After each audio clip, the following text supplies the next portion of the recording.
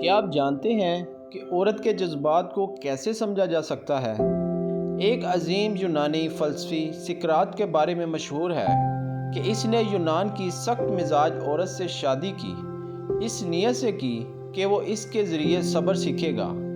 اس کی بیوی اکثر بدتمیزی کرتی، غصے میں طوفان مچا دیتی اور کبھی کبھی خود غصے سے بے ہوش ہو جاتی۔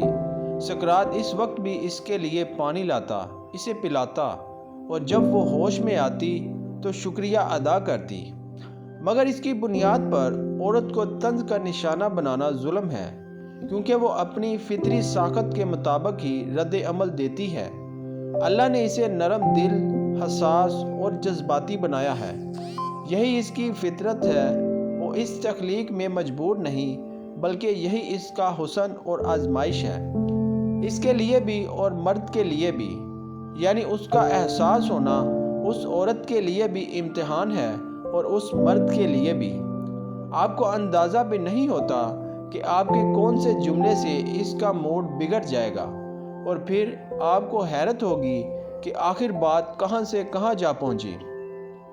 مگر یہ بھی سچ ہے کہ کچھ مخصوص جملے ایسے ہوتے ہیں جن سے آپ ایک لمحے میں سارا ماحول بدل سکتے ہیں۔